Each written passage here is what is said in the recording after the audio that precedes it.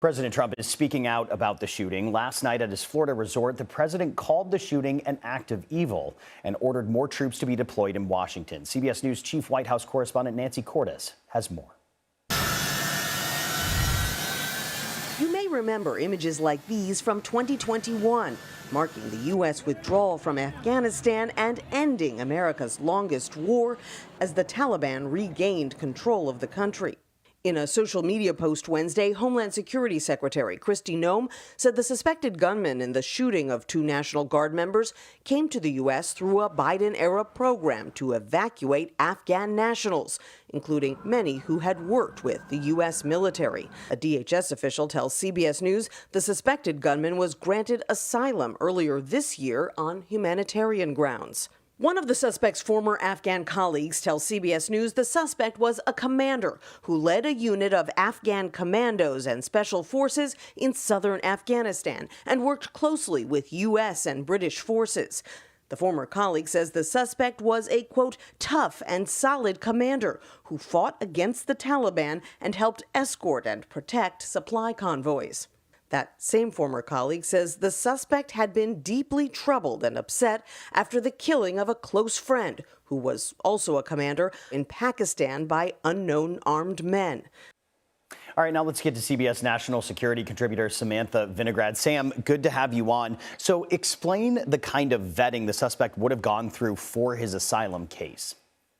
Sure, and I was very involved in this process, but every Afghan national who entered the United States as part of evacuation efforts, operations known as Operation Allies Refuge, and then Operation Allies Welcome, went through vetting. That vetting included what we call biographic and biometric checks, running their names, dates of birth, national identifiers against data sets, as well as their fingerprints and other biometrics, against data sets that hold what we call derogatory information on individuals, including, for example, ties to terrorism and things of that nature.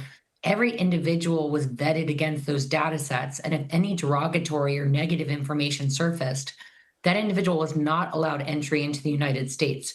That vetting occurred prior to the individual taking off from overseas to fly to the United States, and then, like any foreign national, that individual was vetted again in what we call the port of entry, the place where they arrived in the United States prior to being allowed to enter. So it was a multi-staged and multi-layered vetting process. Further, when this individual applied for asylum, the individual went through another vetting process that included an in-person interview and other vetting checks. So there were multiple stages of vetting where derogatory information may have surfaced. From all accounts, we don't believe that it did. So an outstanding question is whether this individual was known to law enforcement at any point while he was in the United States, and if so, if they were investigating him for any terrorism-related concerns. You know, Sam, it's interesting to me because on paper, this suspect, he fought against the Taliban. He had the connection to the CIA. He was granted asylum. You say that he had gone through so much vetting himself. It just seems like the big question mark is what would lead someone to carry out this attack after going through so many different rounds of vetting and also having so many ties to the U.S. involvement over in Afghanistan. So how difficult do you think it is to prevent these types of attacks? Well, I think unfortunately, this may not be a vetting issue. And again, there needs to be an after action report on this, but individuals radicalized to violence very quickly. We've seen that for foreign nationals. We've seen that for Americans during mass shootings and otherwise. So this individual committed an absolutely heinous act, but this may not have been a vetting issue. This may have been a radicalization to violence issue once the individual was already here. And if this individual did act alone, we don't know whether this individual did or didn't, if he was part of a small group, it is incredibly hard to find what we call a lone wolf actor who radicalizes to violence and has easy access to a weapon. It's harder than finding a needle in a haystack, and that work relies on community level prevention efforts. It relies on state and local law enforcement, as well as, of course, federal involvement through the Federal Bureau of Investigation in certain cases. So again, outstanding question as to whether this individual was known to law enforcement as an individual potentially radicalizing to violence, and the searches of this individual's residence, his devices, conversations with people who knew him will likely answer those outstanding questions. It may not have been a vetting issue as far as we know.